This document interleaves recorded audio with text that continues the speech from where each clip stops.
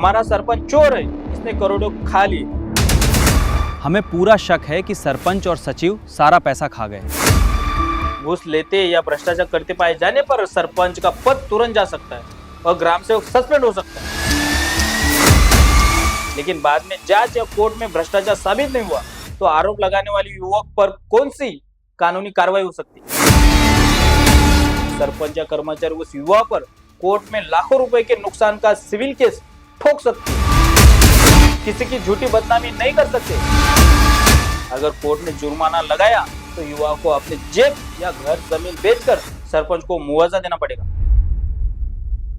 Sir, हमारे गांव में सरपंच और ग्राम सेवक खुद अतिक्रमण करने वालों से मिल गए हैं। उन्होंने पैसे खा लिए हैं और बार बार बोलने पे भी अवैध कब्जा नहीं हटा रहे हैं। अब हम क्या करें? हमारे गांव का अतिक्रमण कैसे हटेगा? तो गांव का कोई भी जागरूक नागरिक हाईकोर्ट में एक PIL यानी जनहित याचिका दायर कर सकता है। हाईकोर्ट सीधे जिला कलेक्टर और पुलिस को 7 से 15 दिन के अंदर अतिक्रमण हटाने का सख्त आदेश जारी कर देगा। कोर्ट के आदेश के आगे सरपंच या ग्राम सेवक की एक नहीं चलेगी।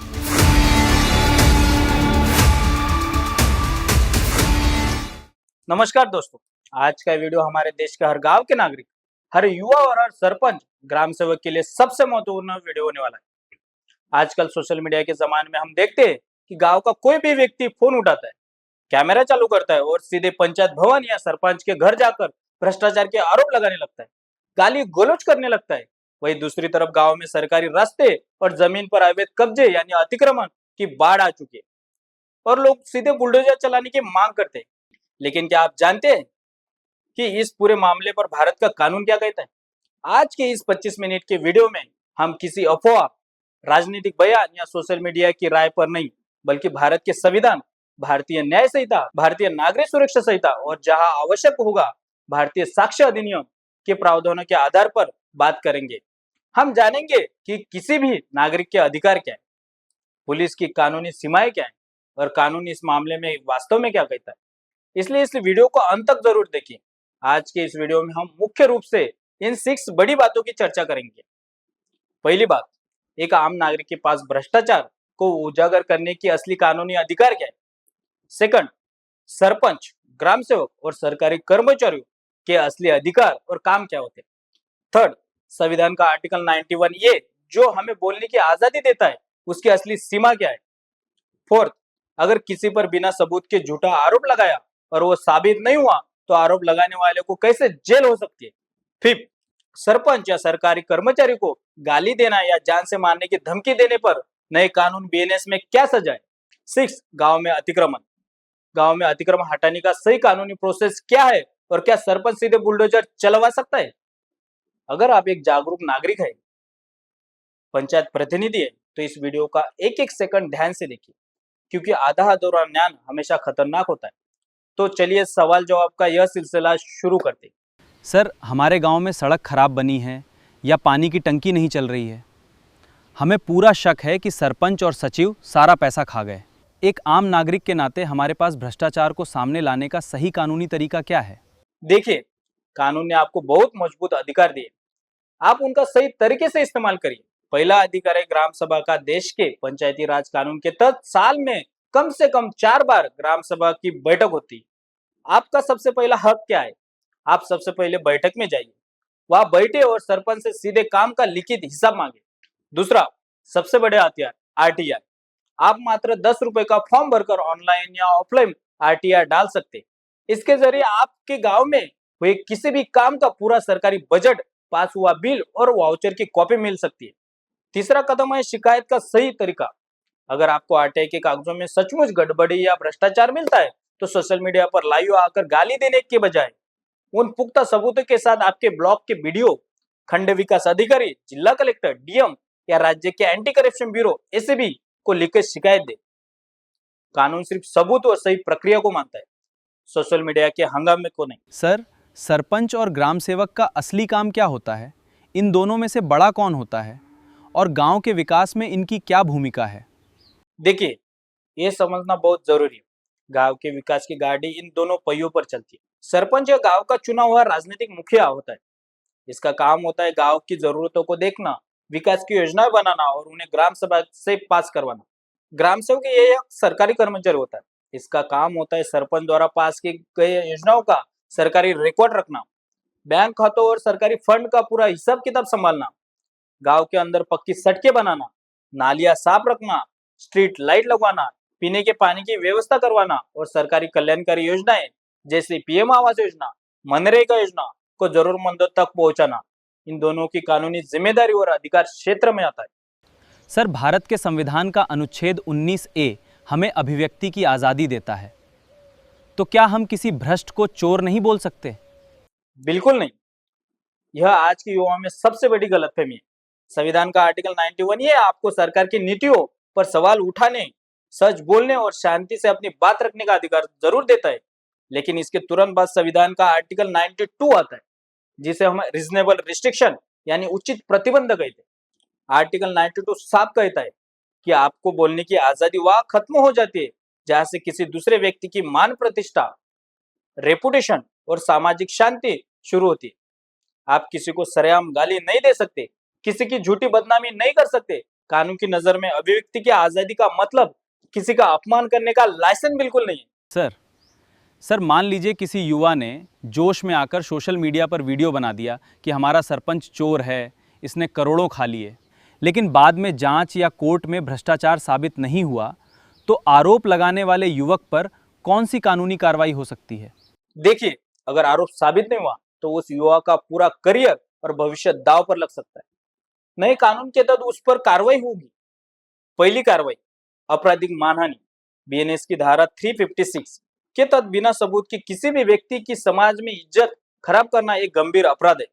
अगर अपराध साबित होता है तो उस युवा को 2 साल तक की जेल, भारी जुर्माना या कम्युनिस्ट सर्विस यानी बिना पैसे के समाज सेवा करने की सजा काटनी पड़ सकती है। सेकंड, दीवानी मानहानि। इसके अलावा वह सरपंच या कर्मचारी उस युवा पर कोर्ट में लाखों रुपए के नुकसान का सिविल केस ठोक सकती है। अगर कोर्ट ने जुर्माना लगाया तो युवा को अपने जेब या घर जमीन बेचकर सरपंच को मुआवजा देना पड़ेगा।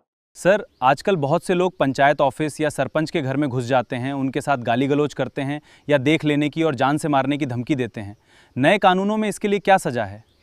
देखिए, इस मामले में पुलिस तुरंत और बहुत सख्त एक्शन लेता है। नए कानून की ये धाराएं लागू होती है। बीएनएस की धारा 351 किसी भी व्यक्ति को डराना, उसकी संपत्ति या उसकी प्रतिष्ठा को नुकसान पहुंचाने की धमकी देना इस धारा के तहत आता है। इस धारा में सजा का प्रावधान अगर कोई साधारण धमकी देता है तो बीएनएस की धारा 351(2) के तहत 2 साल तक की जेल हो सकती है। लेकिन ध्यान से सुनिए, अगर कोई जान से मारने की या हाथ पैर तोड़ने की धमकी देता है तो बीएनएस की धारा 351(3) के तहत अपराधी को 7 साल तक की कठिन जेल और भारी जुर्माना देना पड़ सकता है। सरकारी काम में बाधा डालना। अगर सरपंच, ग्राम सेवक या कोई भी कर्मचारी अपने सरकारी ड्यूटी पर है और कोई उनसे बदतमीजी करता है तो सरकारी काम में रुकावट डालने की गैर जमानती नॉन बेलेबल धाराएं लगती है, जिसमें तुरंत गिरफ्तारी होती है। सर, मान लीजिए सरपंच बहुत गरीब हैं, लोग उसे ऑफिस में आके डराते हैं, उस पर भ्रष्टाचार के झूठे आरोप लगाते हैं, उसके पास इस बात की मोबाइल रिकॉर्डिंग भी है, लेकिन वो कोर्ट जाने से डरता है क्योंकि उसके पास वकीलों को देने के लिए पैसे नहीं हैं। ऐसे गरीब सरपंच के पास क्या अधिकार हैं और वो बिना पैसा खर्च किए शुरुआत से अंत तक कहां-कहां शिकायत कर सकता है? देखिए, ये बहुत ही जरूरी और प्रैक्टिकल सवाल है। हमारे देश में बहुत से गरीब लोग हैं, सिर्फ कोर्ट के खर्चे और वकीलों की भारी फीस के डर से चुप रह जाते हैं। लेकिन ध्यान से सुनिए, कानून ने गरीब सरपंचों के लिए ऐसी व्यवस्था बनाई है जहां उनका 1 रुपया भी खर्चा नहीं होगा। अगर आपके पास सबूत, ऑडियो, वीडियो रिकॉर्डिंग है तो आप इन 4 जगहों पर जा सकते हैं। पहला कदम, नजदीकी पुलिस स्टेशन। नजदीकी पुलिस स्टेशन में एफआईआर दर्ज कीजिए। सरपंच को किसी वकील के पास जाने की जरूरत नहीं है, वह सीधे अपने पास की पुलिस चौकी में जाके एफआईआर दर्ज कर सकते हैं। कानून क्या कहता है, जब कोई सरकारी प्रतिनिधि अपनी ड्यूटी कर रहा हो और कोई उसे डराए या झूठे आरोप लगाए, मानसिक रूप से परेशान करे तो यह कानूनी अपराध है। तो इसमें खर्चा कितना आता है? पुलिस में शिकायत देने और एफआईआर दर्ज करने का 1 रुपया भी नहीं लगता। यह पूरी तरह मुफ्त है। सरपंच को बस अपनी लिखित शिकायत के साथ वह मोबाइल रिकॉर्डिंग पुलिस को सौंप देनी है। इसके बाद पुलिस खुद उन लोगों को थाने बुलाएगी और उन पर कानूनी कार्रवाई करेगी। दूसरा कदम, अगर थानेदार नहीं आपकी सुन रहा है तो आप एसपी या डीएसपी के पास शिकायत कर सकते हैं। अगर स्थानीय पुलिस थाना गरीब सरपंच की बात नहीं सुनता है या दबंगों के प्रभाव में कार्रवाई नहीं करता, तो सरपंच को सीधे जिले के एसपी, सुपरिटेंडेंट ऑफ पुलिस या अपने इलाके के डीएसपी के पास जा सकते हैं। प्रोसेस क्या है? वह जाकर अपनी रिकॉर्डिंग दिखाए और बताए कि मैं एक गरीब सरपंच हूँ और मुझे काम नहीं करने दिया जा रहा है। एसपी ऑफिस से तुरंत एक्शन लिया जाता है और थाना पुलिस को कड़ी कार्रवाई के आदेश दिए जाते हैं। इसमें भी कोई पैसा नहीं लगता। तीसरा कदम, बीडीओ और जिला कलेक्टर को प्रशासनिक शिकायत। सरपंच पंचायत राज व्यवस्था का हिस्सा है, इसलिए वह सीधे अपने ब्लॉक के बीडीओ और जिले कलेक्टर को लिखित शिकायत दे सकता है। इसका फायदा क्या है? प्रशासनिक अधिकारी बीडीओ या कलेक्टर खुद जांच टीम बैठा सकता है। अगर रिकॉर्डिंग में यह साफ है कि लोग सरपंच को डरा रहे या सरकारी काम करने से रोक रहे, तो प्रशासन खुद उन लोगों के खिलाफ कानूनी नोटिस जारी करेगा और सरपंच को पूरी सुरक्षा देगा। चौथा कदम, कोर्ट के डर का समाधान। मुक्त सरकारी वकील। अगर मामला बहुत आगे बढ़ जाता है और कोर्ट तक पहुंच भी जाता है, तो भी गरीब सरपंच को डरने की बिल्कुल जरूरत नहीं। हमारे संविधान का आर्टिकल 31 यह गारंटी देता है कि पैसे की कमी के कारण किसी भी नागरिक को न्याय से वंचित नहीं किया जाएगा। हर जिले की कोर्ट में एक सरकारी ऑफिस होता है जिसे डीएलएसए कहते हैं। अगर सरपंच गरीब है तो वह जाकर एक फॉर्म भर सकता है। उसके बाद सरकार उसे बिल्कुल मुफ्त में एक शानदार वकील देगा। उस वकील की पूरी फीस सरकार भरेगी। सरपंच को अपनी जेब से चवन्नी भी नहीं देनी पड़ेगी। इसलिए अगर आप एक गरीब सरपंच है तो डरिए मत। आपके पास पद की ताकत है और कानून आपके साथ है। बस अपने पास सबूत, रिकॉर्डिंग संभाल कर रखिए। पुलिस और प्रशासन आपका काम मुफ्त में करेगी। सर, हमारे गांव में कुछ दबंग लोगों ने सरकारी रास्ते और पंचायत की ज़मीन पर अवैध कब्जा कर रखा है। सरपंच और ग्राम पंचायत इसे कानूनी तरीके से कैसे हटवा सकते हैं? देखिए, किसी भी अतिक्रमण को हटाने का एक सख्त कानूनी तरीका होता है। कोई भी सरपंच सीधे जाकर किसी का मकान या दुकान नहीं तोड़ सकता। कानूनन प्रोसेस इस प्रकार है। पहला, पंचायत का प्रस्ताव। सबसे पहले ग्राम पंचायत की मीटिंग में उस अतिक्रमण के खिलाफ एक प्रस्ताव पास किया जाता है। दूसरा, कानूनन नोटिस। पंचायत अधिनियम के तहत अतिक्रमण करने वाले व्यक्ति को 7 से 15 दिन का लिखित नोटिस दिया जाता है, जिसमें उसे खुद से कब्जा हटाने को कहा जाता है। थर्ड, तहसीलदार को रिपोर्ट। अगर नोटिस के बाद भी वो कब्जा नहीं हटाता, तो सरपंच या ग्राम सेवक उस नोटिस और जमीन के नक्शे के साथ तहसीलदार या एसडीएम के पास लैंड रेवेन्यू एक्ट के संबंधित धारा के तहत केस दर्ज कर सकता है। फोर्थ, जमीन का सरकारी सर्वेक्षण।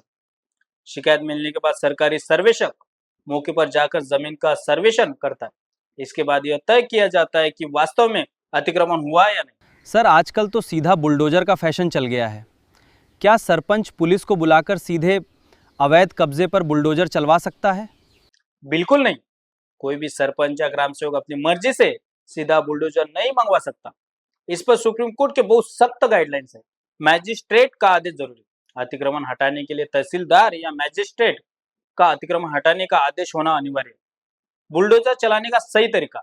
जब कोर्ट का आदेश आ जाता है, तब प्रशासन पुलिस बल की मांग करता है।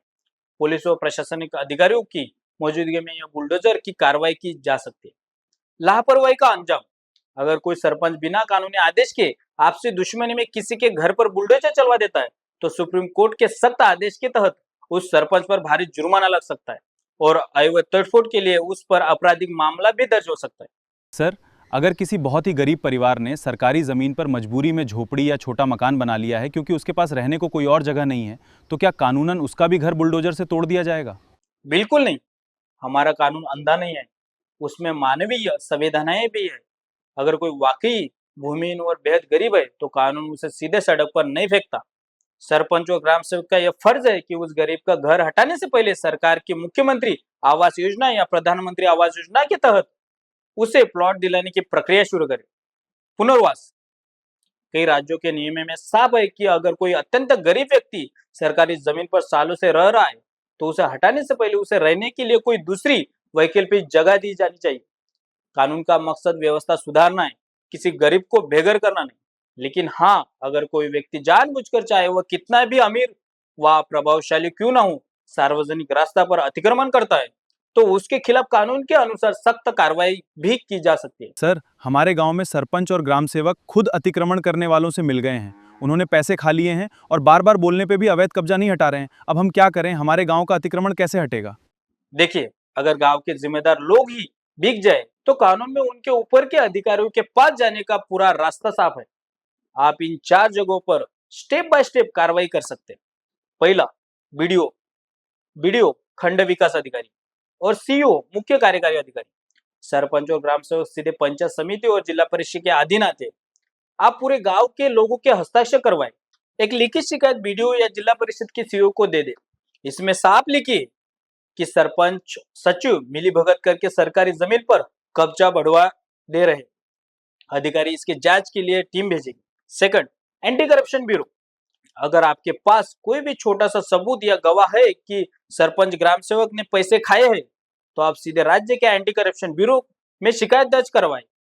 घूस लेते या भ्रष्टाचार करते पाए जाने पर सरपंच का पद तुरंत जा सकता है और ग्राम सेवक सस्पेंड हो सकता है। थर्ड, लोकायुक्त।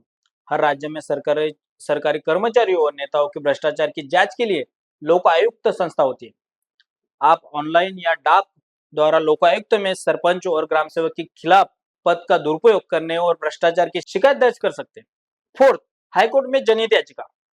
अगर प्रशासन भी आपकी बात नहीं सुन रहा है तो गांव का कोई भी जागरूक नागरिक हाईकोर्ट में एक पीआईएल यानी जनहित याचिका दायर कर सकता है। कोर्ट में नक्शा और फोटो दिखाकर साबित कर दे कि रास्ता बंद है। हाईकोर्ट सीधे जिला कलेक्टर और पुलिस को 7 से 15 दिन के अंदर अतिक्रमण हटाने का सख्त आदेश जारी कर देगा। कोर्ट के आदेश के आगे सरपंच या ग्राम सेवक की एक नहीं चलेगी। तो दोस्तों, आज के इस पूरे 25-30 मिनट के कानूनी विश्लेषण से हमें यह सीख मिलती है कि हमारे गांव का विकास आपसी भाईचारा और कानून के दायरे में रहकर ही हो सकता है। रास्ते का अतिक्रमण हटाना हो तो कानून का सहारा ले, लाठी या सीधे अवैध बुलडोजर का नहीं। सरपंच से सवाल पूछना हो तो आरटीआई और ग्राम सभा का इस्तेमाल करें, गाली गलौज या धमकियों का नहीं। क्योंकि आज का नया कानून बीएनएस जितना सख्त है, हमारा संविधान भी उतना भी मजबूत है। उम्मीद है आज का यह कानूनी जानकारी आपको बेहद पसंद आई होगी। इस वीडियो को अपने गांव के हर व्हाट्सएप ग्रुप में हर युवा, हर जागरूक नागरिक और हर सरपंच ग्राम सेवक तक जरूर शेयर करें ताकि सब कानून के प्रति जागरूक हो सके। वीडियो अच्छा लगा हो तो चैनल को सब्सक्राइब और वीडियो को लाइक करना ना भूलें। मिलते हैं अगले वीडियो में किसी नए कानूनी और सामाजिक मुद्दे के साथ। बहुत बहुत धन्यवाद। जय हिंद, जय भारत।